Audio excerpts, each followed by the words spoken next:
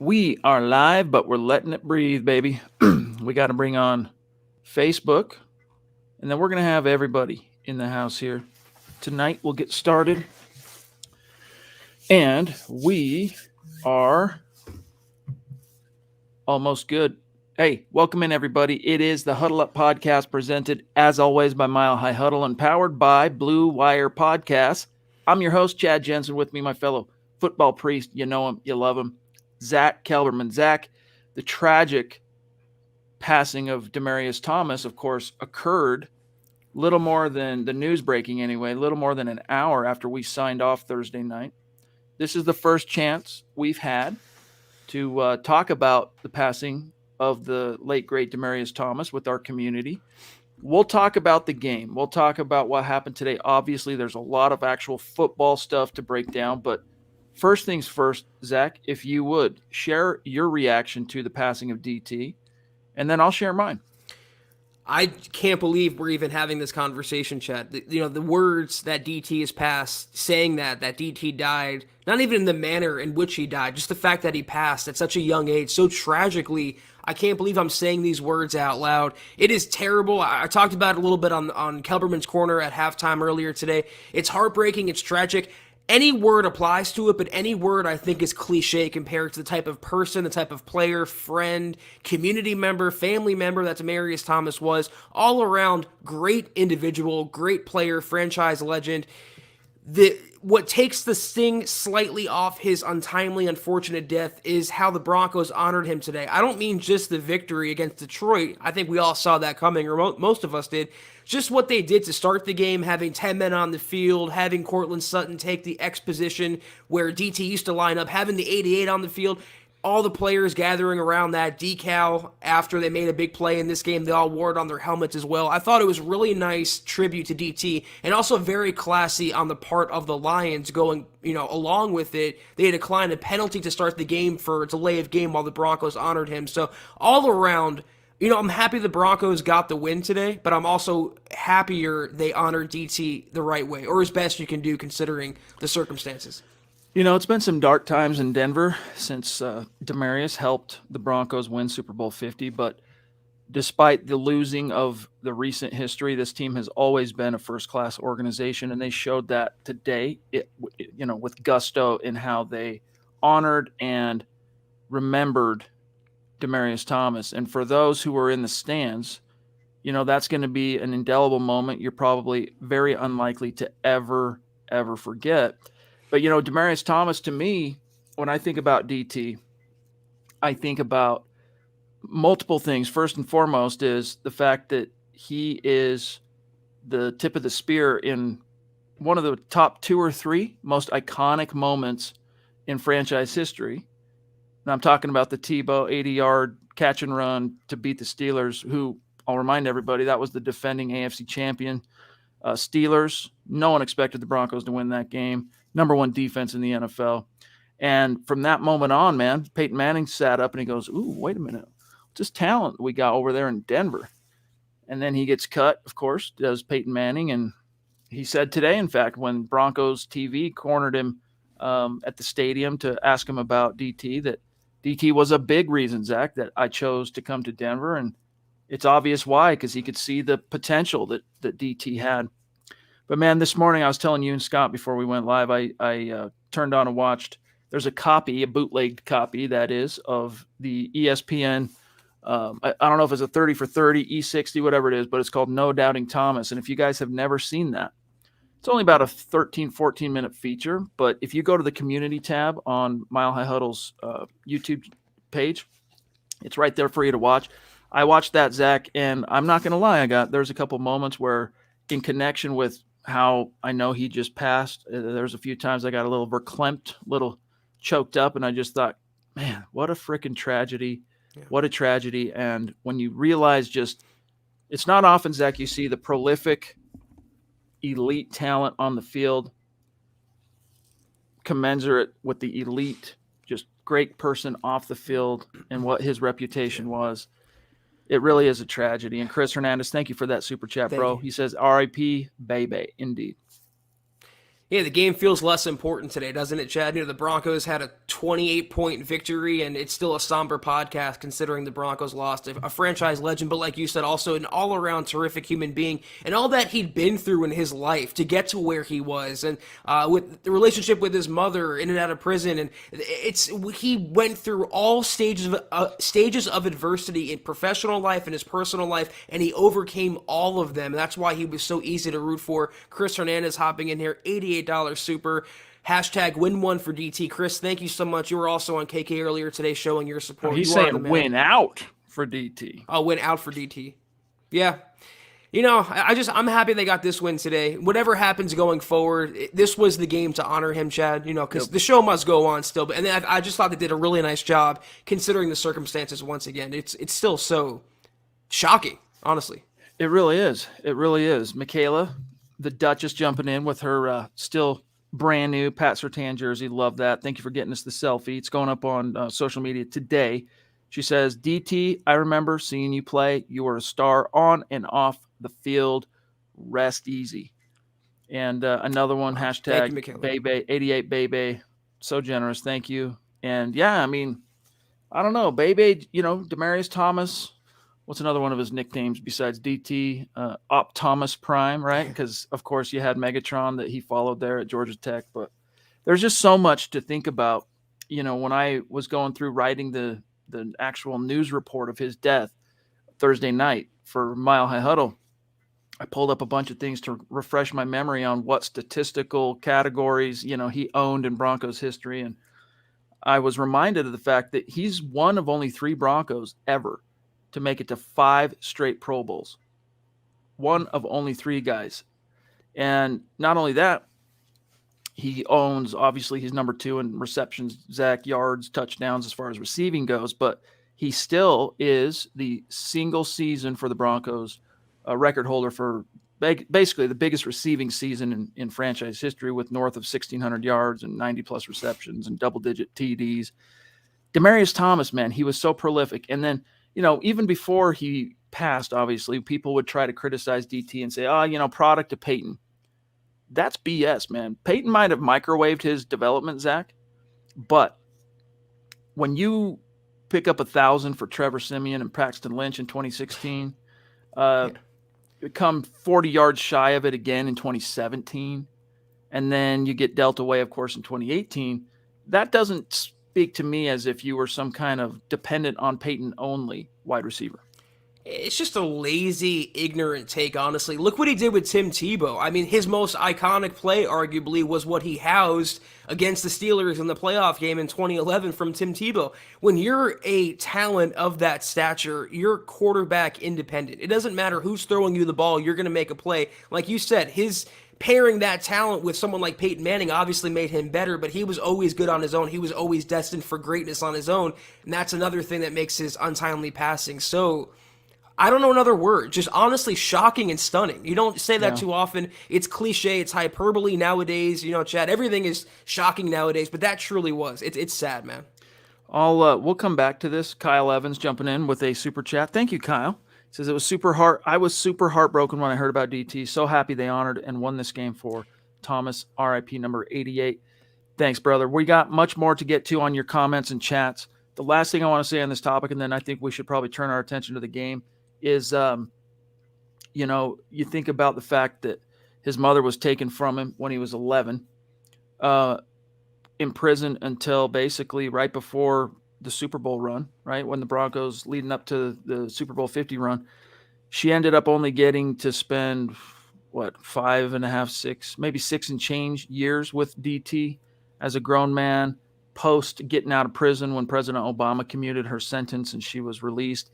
And I just think about for her too, on one hand, it's bittersweet because she did get that time, right? She did get 5-6 years out of prison to be with her boy, but then also to think about just what she missed, right? And now he's gone. And for that, it's just heartbreaking. 33 years old with her boy wasn't enough, Chad. That's so young on this earth. He had so much more life ahead of him, and that's why, again, it's so sad. And it's one of those things you'll always remember where you were when you found out about his death. I was at the gym, and someone tweeted at you and I, Chad. I can't remember who it was exactly, and they said, "Is DT really gone?" And I'm like, What? DT, is that Demaryius Thomas? Him gone from the roster. He's been gone for years now. And then I looked it up and I saw the rumors that came out, and I was just, from there, Yeah. it's snowball, and it's so freaking sad. I got a text. Actually, I got a call first from Nick Kendall, which I missed because I was busy with something that night. I don't even remember. We had And just then finished podcasting like an hour. I think I was actually before. having dinner with my family, to be honest with you. And then I checked my phone, and he had texted me, Chad, Demaryius Thomas is dead. I was like, what? And I just started looking up all the information we could find. We're not putting it to bed, the topic of DT. We'll continue to talk about it throughout the show. But let's talk a little bit. Doug, thank you for the stars, bro. In honor of DT and MHH, you the man. Getting back to football for a second here, and not to say, obviously DT is football, but this game, the Broncos came out hot. It was refreshing to see. And as much as we can sit and give props where it's justifiably due today, Zach, it's one of those things where I can only go so far until I see him do it again. Here we are again, right? Exactly. It's like here this, flying high, towering performance by the team, and we're so used to that peak and then immediately followed by the valley. But still, what were some of your takeaways from the game itself? Well, that's what I was going to say. I'm going to get into how good they played. I'm going to give praise to who deserves it because there were game balls to go around. But you have to remember it's Detroit.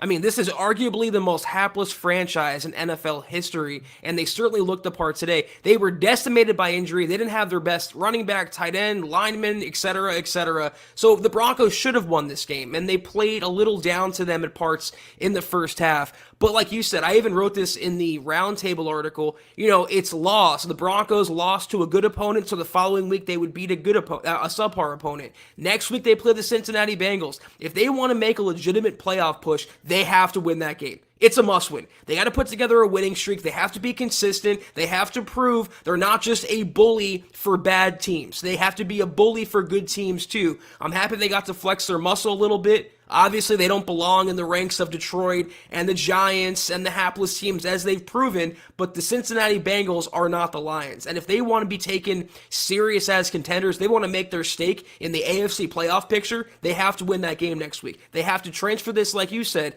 from this game to next game. That's on Vic Fangio and the players. Hey, sorry, Robot of Doom, to hear about your uncle passing. That's terrible. That's one of the things about December.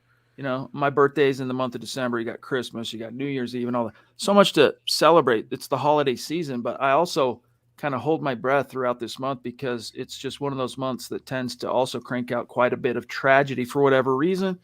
Winter, people getting sick, easier to get sick in the winter, this and that. People holding on if they've had health problems that year, and they hold on as best they can till the end of the year and things like that.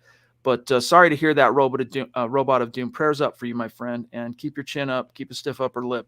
All right, so the Broncos kind of overcorrected, I think, a little bit here, Zach, on the topic of running back because Melvin missed last week in Kansas City.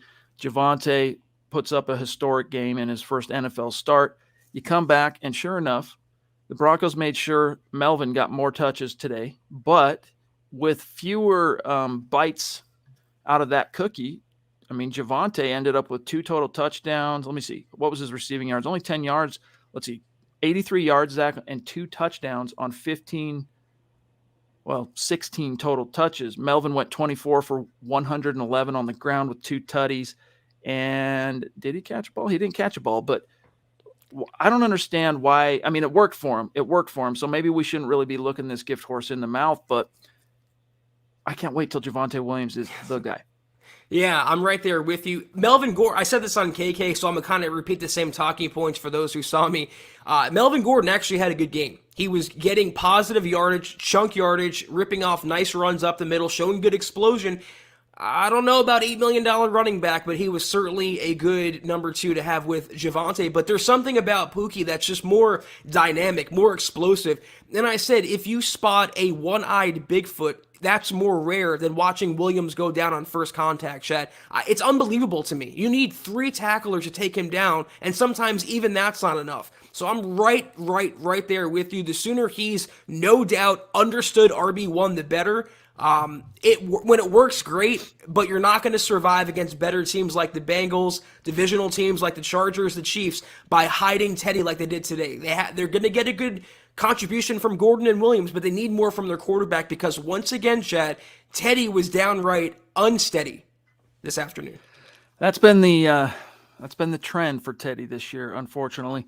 Guys, lots more to get to. Real quick, though. All right, we got to talk to you about MyBookie because cryptocurrency is the future. So you don't want to get left in the past. Bet with MyBookie, and you can get in the game now. To get you kick-started with crypto, use our promo code MHH to double your first crypto deposit at MyBookie. The best part is MyBookie accepts well-known cryptocurrencies like Bitcoin, like Litecoin, like Ethereum. So you can bet and withdraw with crypto. Yeah, guys, the NFL playoffs are right around the corner, and this week, the Buffalo Bills and Tampa Bay Bucks actually faced off in a potential Super Bowl preview. I don't know. I think the Bucks won that game, Chap, so I hope you guys got your bets handily in. 27. Well, not handily. No, it's still going, Zach. It's down to the wire.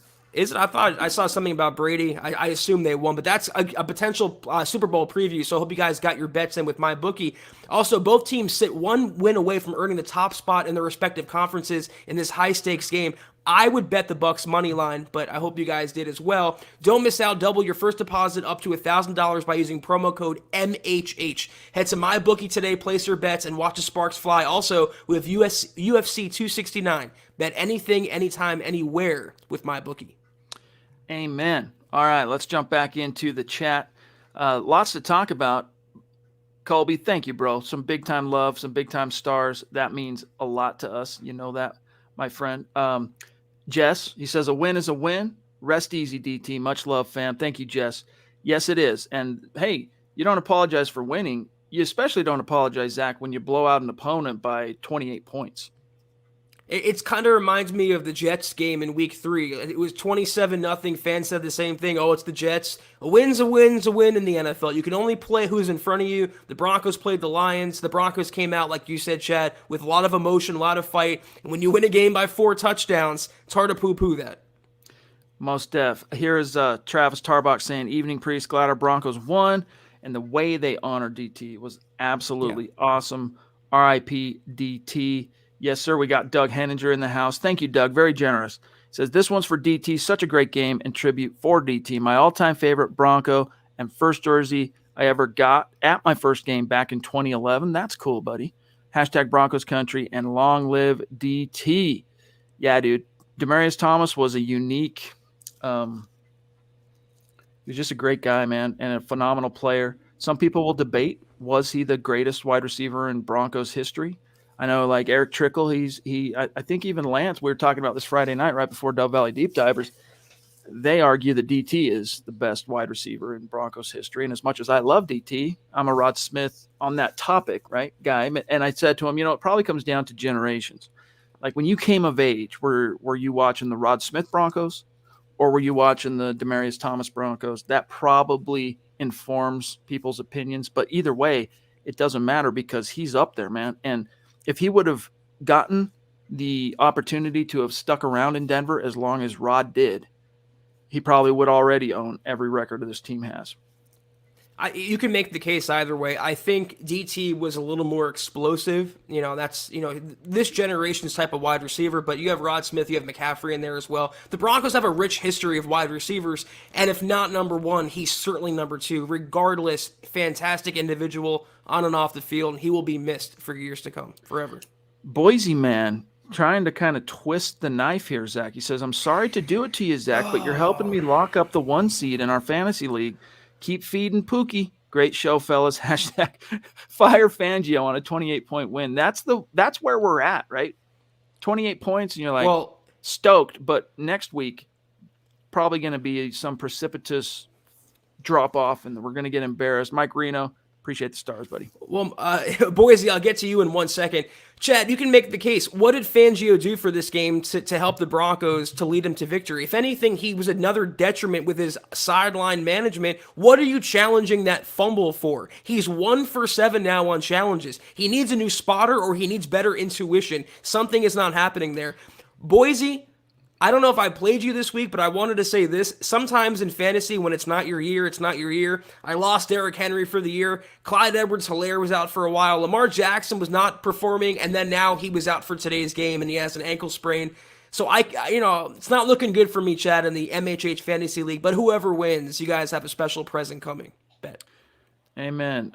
We have a name, by the way, for the guy. We finally got a name. We used to know who the analytics guy, what was his name? Mitch Tanny, right?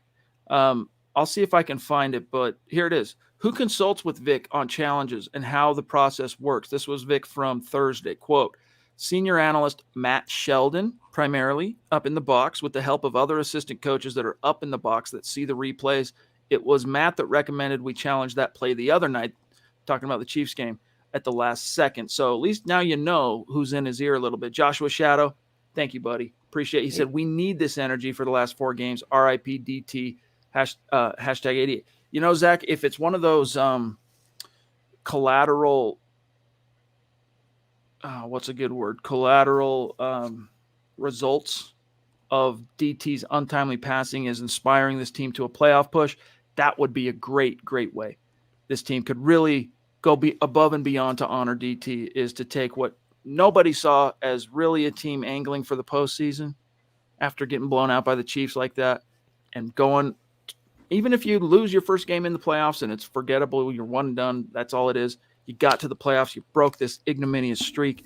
Great way to honor DT. Well, you got to ask yourself, what would DT think about this year's roster? He would think they're probably the most talented that he saw since Peyton Manning, and that they have serious playoff potential. He would want them to realize that. I think 38-10 at home in these circumstances, I think he would accept that, and he's proud of them from up above. Still crazy to say. Claude with 888 stars. So cool, buddy. He says, got it done for DT, a great player and an incredible human being. It's a beautiful thing when this squad plays complementary football. Go Broncos. Yes, it is. And that definitely was the case today. You had guys on offense. It wasn't always pretty, but you had guys on offense making big plays. You had guys on defense making some big plays. For what it's worth, Zach, I was really happy to see Draymond Jones get home twice today, because this guy has been doing so much of the dirty work for this defense, and he has gotten so close. He's just, you've heard my argument about QB hurries and all that stuff, which, not to say it doesn't matter. Of course it matters, but to put it on par with actual sacks, in my opinion, is misguided. He got there today twice. Loved seeing that. Plus, took a football to the dome on third down. Do you see that play with Goff? I don't know why he threw it so low. I mean, Draymond didn't even have to jump. I mean, he was in the process of jumping, but when that ball hit him in the face, it was basically at the same level he would have been standing at 6'3". Better than taking a football to the groin like Mole Man from The Simpsons, Chad. Draymond,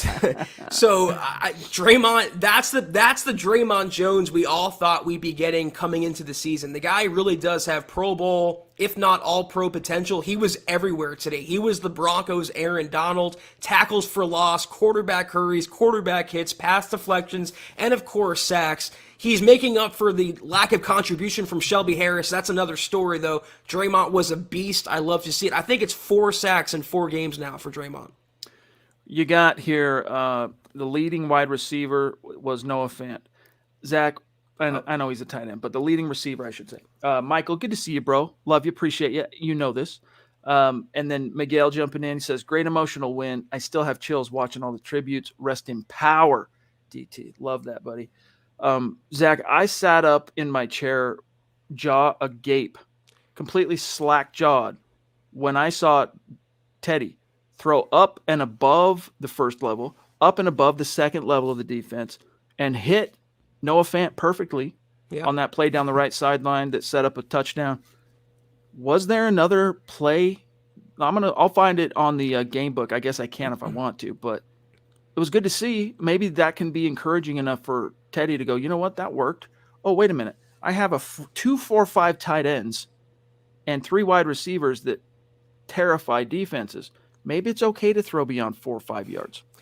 Yeah, after that, everything was a check down to Noah Fant or Alberto. And before Noah Fant got hurt, unfortunately, he was dinged up. We don't know his status, after the game because we're potting. But yeah, it's always, you have to rub your eyes when you see the Broncos throwing downfield. Like, they are capable of doing this. Teddy can make that throw. So the only result is that the Broncos are not calling those plays to go downfield.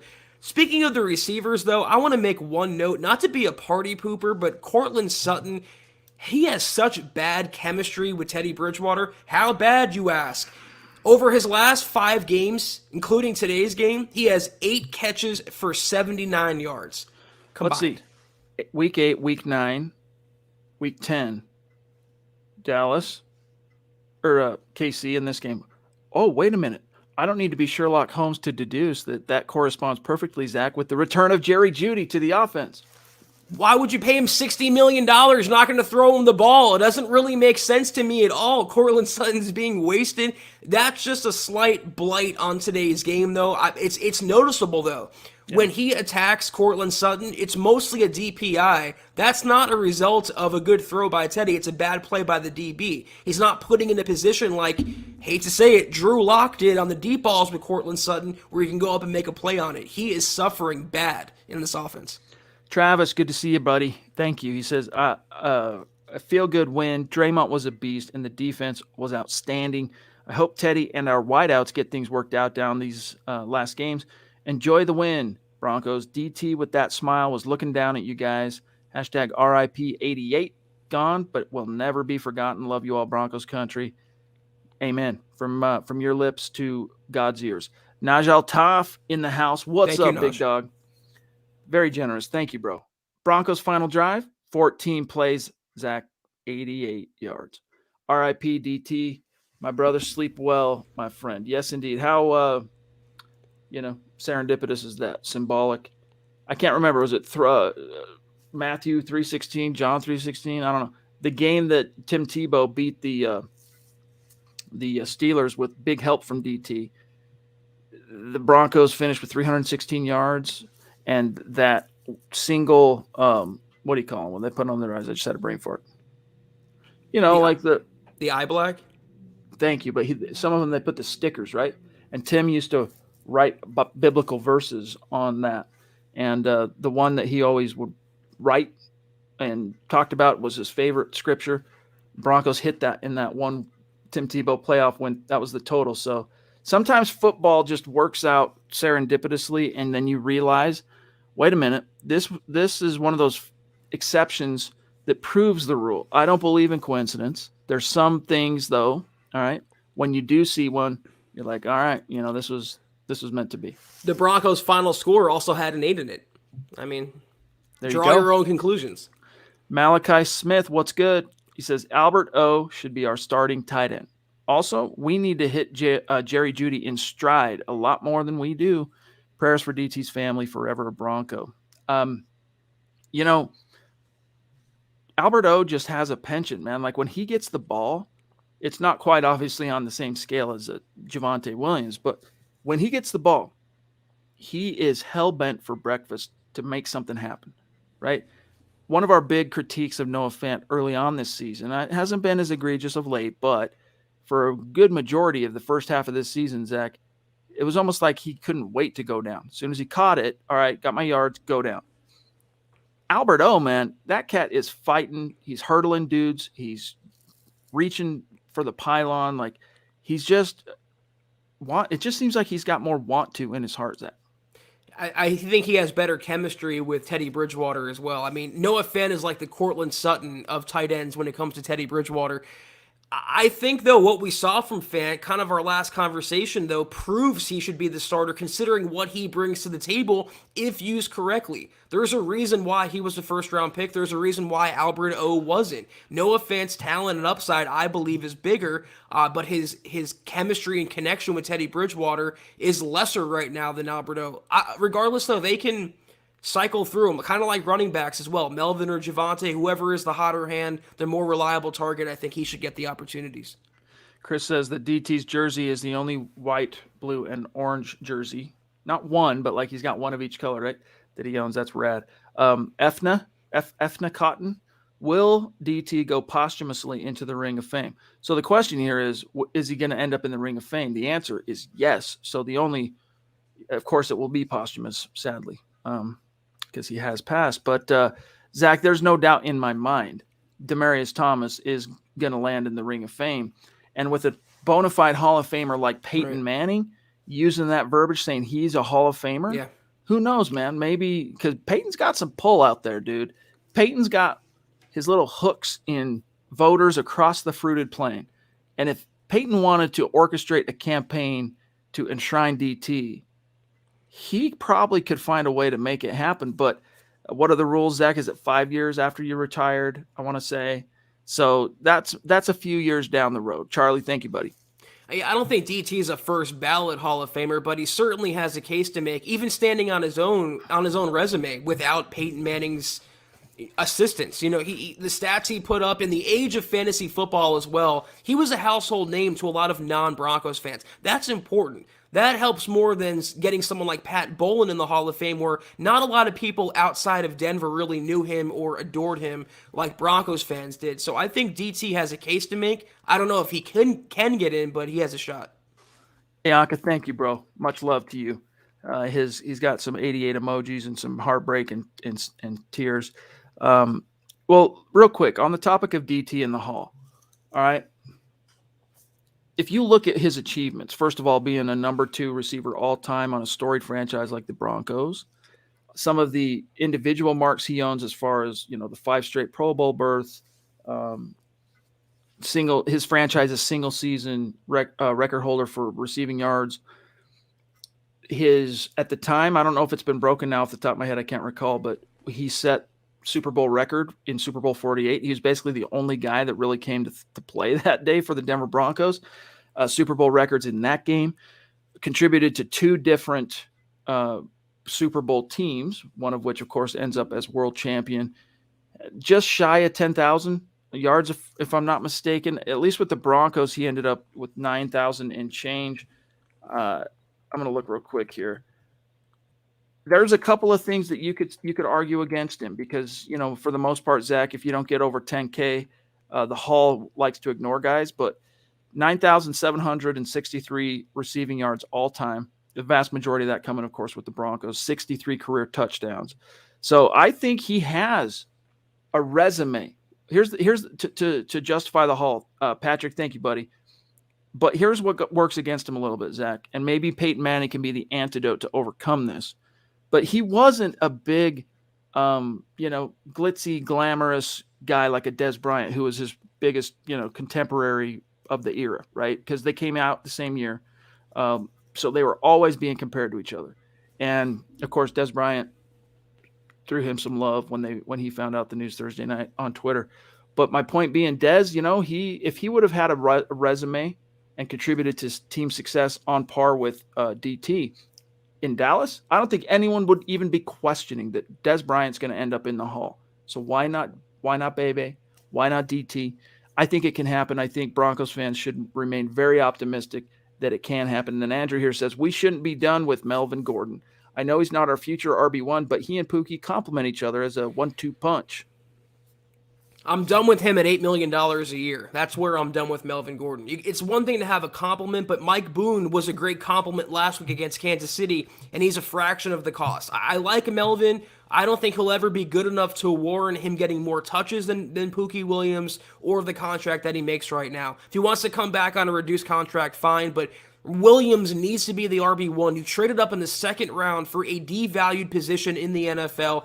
George Payton was proven right with Pookie Williams. He's looking like the best running back the Broncos have drafted or had since Clinton Portis at the very minimum. You got to give the guy room to shine, room to grow, and room to take hold of that RB1 mantle. Especially if you're in, these games do count. And by that, I mean, Broncos are in the thick of it. So on one hand, like Scott's philosophy of, hey, man, I don't want to depreciate this vehicle while I don't have to, right? I got Melvin to take the lion's share brunt of the punishment. I totally get that. At the same time, you draft explosive dudes to make explosive impacts in key moments, key parts of the season, key games. So I understand the balance there. And I guess if you look at it from the Broncos' perspective, Zach, and they are trying to balance that, they're probably doing a pretty decent job of it because they are paying Melvin $8 million. Ronnie, good to see you, my friend. Hope you're doing well. Still treasure the little trinkets that you made for us. I usually have one within hand's reach here, but I don't at this very moment. He says 7-6 now, 4 more games. Can the Broncos pull off a better than 500 record in the end? What are your thoughts, Zach? Better than 500 record. I think we'll have our answer next week. You nailed it on the head, Chad. How they come out against Cincinnati. We're having this conversation once again will tell us all we need to know. They've been a very hot and cold team, Jekyll and Hyde, bipolar, streaky, spotty, whatever word or phrase you want to use. That's the Broncos. Consistently inconsistent. Well, if they want to make the playoffs or have a winning record, they have to at least put a 2-game winning streak together, and that starts next week against Cincinnati. They want to be in the playoffs, they have to beat a playoff caliber opponent, and that's Cincinnati, a far cry from Detroit. By the way, guys, thank you for the happy belated wishes. I do appreciate that. Michael says, great win for Demaryius today against the Lions. Yes, it was. And in that spirit, guys, we didn't want to say anything at the top of the show because we wanted the real energy to come out, all right, from the community. But tonight, we are going to raffle off a Demaryius Thomas jersey to somebody who is supporting the show, whether it's stars or super chat. We will announce it, though, on tomorrow night's show. So if you have contributed stars or if you have contributed a super chat tonight, all right, you'll get a chance to win that jersey. Terry, good to see you, buddy. Up there in Canada, love it. But it was good to talk to you last night, too, by the way. Hashtag state of being. Great seeing you. Great talking with you. We were catching up and kind of remembering the late, great Duke Boynton, another member of our community who passed last weekend, and we're still trying to, by the way, guys, we're still trying to help drive some money to his family's GoFundMe. So if you go to my Twitter, Zach's Twitter, MHH Twitter, you'll see that link. Anything helps that family right now because Duke was it for those 3 girls that he had. There's no one else to support him, and now they're trying to overcome how do you pay for funerals, how do you pay the rent, how all these things. It's just terrible situation. So Calvin, appreciate you, my friend. He says, love the running back tandem. 2 things, get a legit quarterback and keep the challenge flag from Fangio. Geesh, LOL, this one for DT. And then he says, nice 88-yard drive. Yes, indeed, bro. Yeah, you mentioned Matt, what's his name? The new analytics guy in Fangio's ear, his name spotter. Is Matt, where'd it go? Matt Sheldon. Matt Sheldon. Well, he needs to get out of Fangio's ear. They need a new spotter up there because, again, 1 for 7 on challenges. That's unacceptable. You literally have a better chance blind guessing 50-50, and you'd have a better shot of having more than 1 in 7 odds. I agree, though, what you said otherwise. Good win for DT. Good win for the ground game. Javonte, it's good to see. Let's keep this train going forward now. So cool, as Diamond Rattler says here on a super chat. Thank you.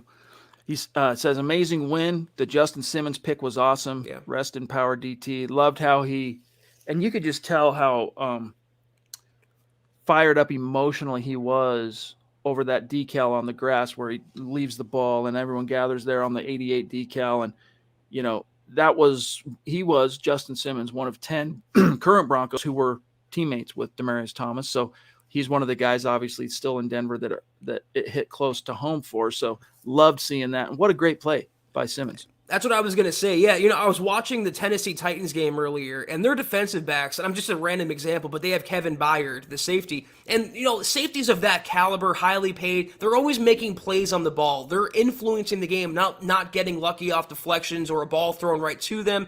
That was a play that Simmons made. That was all Justin Simmons. That was athleticism. That was explosion. That's what you want to see from a very, very highly paid player. I want to see more of that, more takeaways, getting the ball back to the offense, and contributing to the ethos that is Vic Fangio, defensive mastermind. The Brainstorm, good to see you, my friend. Been a minute, but we're happy to have you with us tonight. The Brainstorm says, sad that the game didn't air in New Mexico, but happy that we got the win for DT, hoping for Aaron Rodgers or Russell Wilson. We shall see. There are other ways to watch the game if it's not televised. You can Google things like, Denver Broncos versus Detroit Lions stream and see what you might find. Or DM me like Chad did today, and I'll hook you up, guys. David Wilder, appreciate you, bro. This was a great win, and the team actually picked it up at the half. I didn't see the game, but I'm glad we won it for DT. Maybe we will make a playoff run. Maybe. And then he says, RIP DT 88. Again, you never know where an emotional lift is going to come from. And when that lift occurs, Zach, how long it can be sustained. There was no doubt. Now I get it. We're talking about the 1-win Lions today, right? But it was clear with how hot this team started. And, they went backwards for a stretch there in the second quarter, but came back, played real good down the stretch. There is no doubt this team was lit up today. They were emotionally fired up, just honed in, focused. There was nothing going to forestall the Broncos from getting a win today for DT, especially going against the Lions. But I would hazard outside of maybe, half a dozen teams, Broncos were going to win no matter who is on this schedule this week. And it's just a question now, Zach, of can you find a way to be like, hey, thanks for the boost. We'll take it from here. DT gave them an emotional boost, but now since they've got some elevation under their wings, maybe they can find a way to, stay at that elevation. I just don't want to see this Jekyll and Hyde anymore. I am so tired of the hot, cold, black, white, up, down, up, down. Shouldn't they have been fired up, though? I just think it's such a weird thing to praise. The team being up for an opponent at home in a must-win scenario. Even without DT's passing, the Broncos should have been fired up like every other game. The fact that they are hot and cold, bipolar, whatever, is a sad indictment on the players and the coaching staff. So I'm happy that DT gave them that extra boost, but they have to prove that it's not just a one-week exception. They have to prove it's the rule. So coming out against Cincinnati, I don't want to see lifelessness. I don't want to see hands on hips. I don't want to see crossed arms. I want to see fight, vigor, passion, excitement, emotion. The rest of the season should be about DT, should be about the Broncos making the playoffs. Need to have that mindset going forward.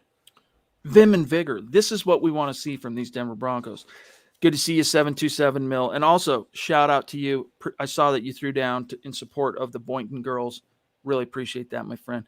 He says, we won for DT, my favorite Bronco of all time. Happy he responded to me on Instagram on a comment a couple years back. Oh, that's cool, bro. And a good team win today. Go Broncos. That's something really special for you, man. You'll always have that, amongst the how many thousands, who knows, tens of thousands of followers that he had or whatever. He responds to you. That's cool. They don't make him like DT anymore, and if you search and try to find something negative about him, you won't do it. I don't think anything exists. He was that kind-hearted, compassionate of a human being, and the world needs more people like Demaryius Thomas, quite frankly. Keishoguki, what's going on, big dog? He says, the moment for me, always be DT and Tebow in 11. Yeah, it was iconic, man. And here's what's funny is, Zach, that moment was obviously top 2 or 3 iconic moments for the Broncos all time. And I would even put it up there over in terms of just like how big of a deal it was and how unexpected it was and how exciting it was and how much publicity it generated and all that stuff. I put it up there over the Super Bowl 50 win as an example. Not that it was more important than that. Don't get me wrong. I'm just talking about iconic moments that are indelible in people's minds that they never forget. DT has that with the Denver Broncos, and Zach, he's got one for the NFL all time, because when it shows Peyton Manning's pass that got him the whatever it was, 509th touchdown to move ahead of Brett Favre, it's always going to be DT in that clip. It's always going to be DT who caught that pass against the San Francisco 49ers. And so, I mean, the more you talk about DT, the more you realize this man's body of work and his resume. The fact that he was the leading receiver, Zach, on the most prolific offense of all time. I mean, there are so many just points to bolster. It shouldn't take, the king of all litigators to get this guy in the hall when the time comes. Well, I mean, people look at the Tebow play against the Steelers, and of course, the Tebow mania, he gets all the credit for it, or at least all the publicity in the headlines, but Demaryius Thomas made that play. I mean, he caught the ball over the middle. It was a fairly simple pitch and catch, and he stiff-armed someone and outran the rest of the defense to the end zone. That showed his talent. That was a preview of what was to come in the career of Demaryius Thomas, and I hope he gets the credit he deserves, and that ends up with a bust in Canton. he'll end up being in the ring for sure, guys. And if I could, who knows? Maybe I will find a way to bet money on it. But I would bet money on it that his My date bookie. that he gets in the hall. Jacoy, good win. Thank you, by the way. Hopefully Denver can keep the momentum. I just got to the stream, so I don't know if it was mentioned yet, but Denver's last scoring drive was 88 yards. So symbolic. We love it. We love it. We don't believe in coincidence. That was foreordained in the stars by the football gods and the real God, right? Real God. Mark Knapp, thank you, buddy. Appreciate you. Good to see you. Broncos 007. We've got, what do you call him? A spy?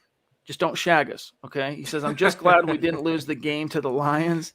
Go Broncos, and we'll miss you, DT. Amen, buddy. There was no chance. I mean, again, they're the Broncos, and they're the kings of being consistently inconsistent, but if they would have lost to this Lions team that was they literally barely had enough players between CV issues and injuries. There were reports that they were going to have to postpone or move the game to tomorrow to accommodate Detroit. So if they would have lost this game, Chad, I would have fired Fangio and the coaching staff on the field right after the final gun. That would have been deserved. Let's grab here Donald Netanyahu, who says with the super chat, thank you, by the way, RIP DT number 88. And then you got Tim Hoffman jumping in to say on Facebook, great win today, especially for DT. Definitely hard to hold back tears watching the Broncos dedicate those balls with love to DT. Mark Sanchez said it tonight. We need to keep running the ball, play action pass, more and more. Go Broncos. Yeah, Zach, there is a model there as far as teams now are fearing that rushing attack. Like it's a known thing now. And so you have to be able to recognize that as an offense and as a quarterback and capitalize on defenses flooding the box and being on their heels in a way that they want to being on their toes, I should say, where they want to explode downhill. You can capitalize on that with some play fakes, dude. I think if Pat Shurmur deserves to be in the NFL as a coordinator, I think you'll see that work for this team more and more down the stretch. But I'm just not counting on it. If that's the barometer, then he doesn't have a long future in the NFL upcoming. He can't build a passing offense off play action when you have two great running backs, almost two 100-yard running backs in this game. You got to take chances down the field. Courtland Sutton shouldn't have one catch for 9 yards. A $60 million receiver, that's unacceptable. I thought Mark Sanchez was great today in his color commentary. He was calling out Teddy Bridgewater for making inaccurate passes, calling out the Broncos' kind of game flow and what they should do running the ball. I agree with him. Run it until they prove they can stop you. Detroit did not prove that, and the Broncos, thank God, stuck with it for once. I'm going to grab Dennis here and then Albert Knoppers on Facebook. Dennis says, up in Michigan, I loved Draymond's play today. Amen. The Simmons pick was amazing. Word. Loved and appreciated the players honoring DT. Still want Vic, Pat, and Tom gone, though. Zach. There were no special teams miscues today that I can remember, which is shocking to me because there's always one.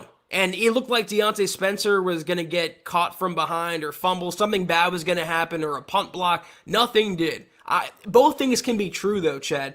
You can play a good game. You can beat up on a bad team. You can score a lot of points. People can look good. But the overall big picture of the overall product, you still want to see changes to. I don't think this did anything to boost the job security or morale in the fan base, at least, of Vic Fangio, Pat Shurmur, the coaching staff. They're going to prove next week what their mettle is, and if it's judging by the past, it's not going to be very good. Albert Knopper says, Teddy was atrocious at times tonight, holding on to the ball too long, running straight into being sacked, and his throws, he needs to learn from Drew. RIP your mentions, Albert. Yeah, you're going to get crushed on that, but we feel you in terms of play with some panache, my dog. Play with a modicum of aggression. Play with a modicum of presence of mind and knowing that, look, I don't have to be Superman. My supporting cast are Supermen. I just got to get him the ball. I don't know. We could stay on this topic forever, Zach. But Chad, I mean, inaccurate passes, holding on to the ball, taking sacks, turning the ball over, even though he didn't do it today. Weren't those criticisms about Drew Lock? Isn't that the reason why they didn't give him the job? So Teddy is producing all those errors, yet it's being swept under the rug, except for people like Albert who want to point it out. Funny double standard exists and will exist. Locked arrangement syndrome still a thing. I agree with Scott Kennedy, though, by the way, that was the first full game I've watched of Mark Sanchez calling the game. I actually liked his It was calls. good. Yeah. He pulled a few Romo moments too, where he called, hey, here's what's about to happen. Boom, it happens. Miguel wants to know, will the Broncos retire 88? Zach, I got to tell you, no. I don't think so.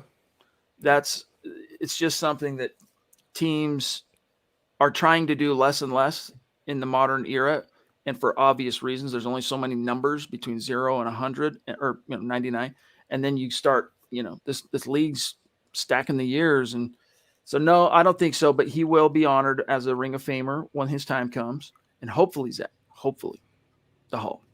Yeah, I mean, they're going to do everything to honor him. Realistically, getting in the Ring of Fame is a shoo-in. The Hall of Fame is a maybe. Decals and sideline, paintings and stuff like that. That's all well and good, but retiring a number, they were so quick to hand out Terrell Davis's number to Philip Lindsay. If Terrell Davis's number couldn't be retired, unfortunately, I don't think Demaryius Thomas's number will, even considering the circumstances. Shane says, the Aviator, great win. I love the tributes to DT. Retire that man's number. If Denver can play like this for the rest of the season, yes, indeed. If. Savage Boy Kev says, with both running backs over 600, now both over 700, by the way, with 5 games left, who will hit 1,000 yards first?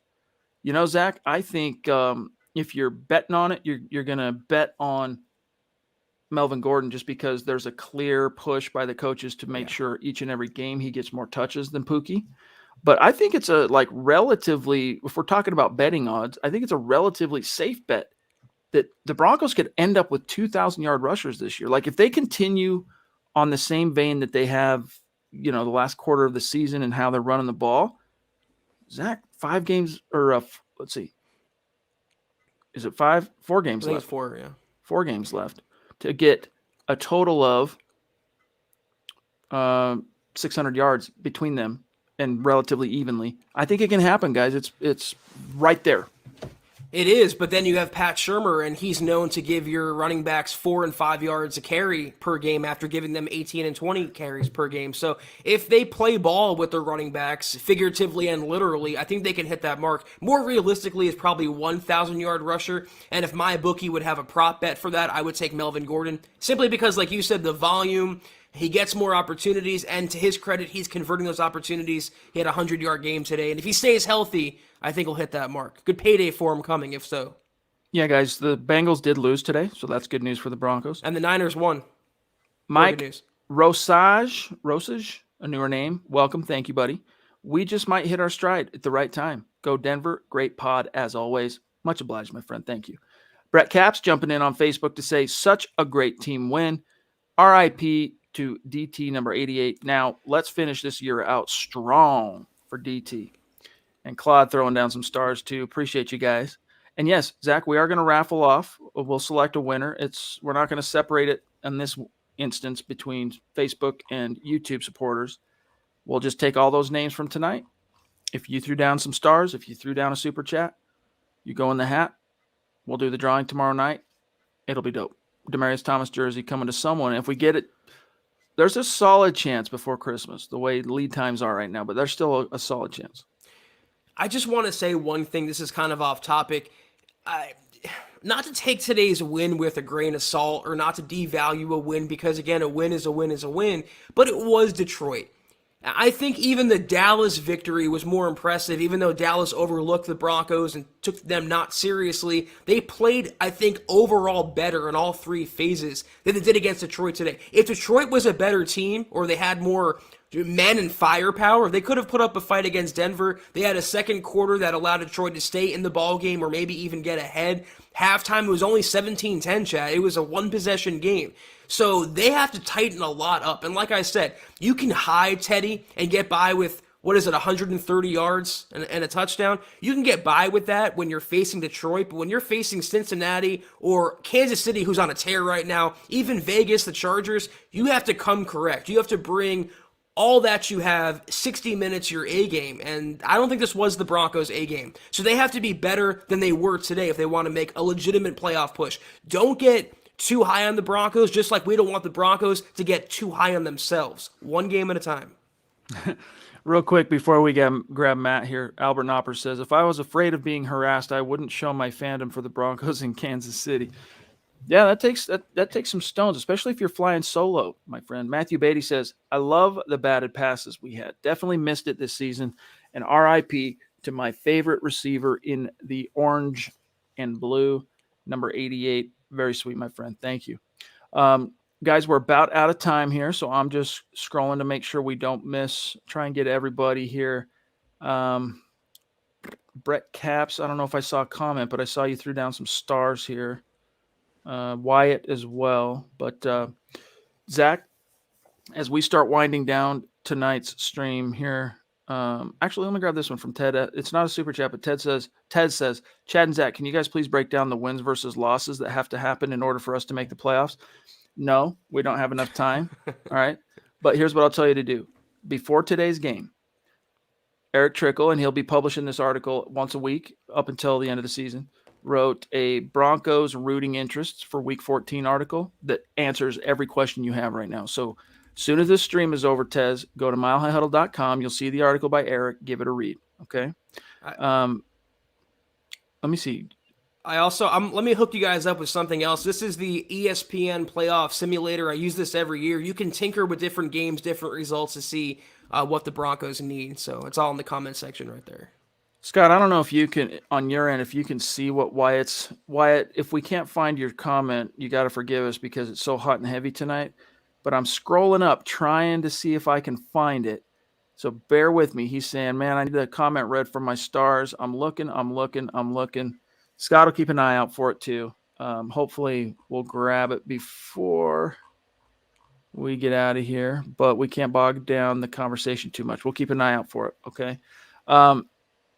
It really is weird, Zach, how the AFC, the broadcast today did a good job kind of showcasing this, but the AFC really is a logjam right now for those 3 wild card spots. I mean, unlike I've seen in a long time. And, one of the greatest blessings, if the Broncos truly want to be men who control their own destiny, that the football gods have given them, is that so many of the opponents and competitors vying for those 3 playoff spots, those 3 wild cards, they get on their schedule between now and the end of the season. Like, they have such an opportunity here to punch their own ticket.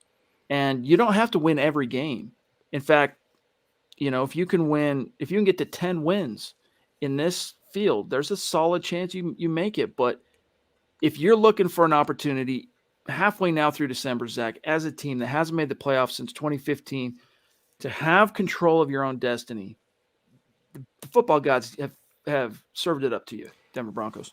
Well, they somewhat do and they somewhat don't, because they would lose the head-to-head tiebreaker to 2 playoff teams right now, or 3 if you want to count Vegas, but also Pittsburgh and Cleveland in the AFC playoff picture. All those are vying for the wild card as well, and the Broncos lost the head-to-head matchup. That's why it's so paramount that they beat Cincinnati next week. I think I agree with Scott here. He said that they have to go 3-1 to close out the season, and they have to beat Cincinnati. I'm in agreement with that. They really have to run the table if they want to sneak into the playoff picture, grab a wild card in the AFC, but it starts next week. If they lose to Cincinnati, I don't think they make the playoffs, and I think they spiral to like a, 8-9 record.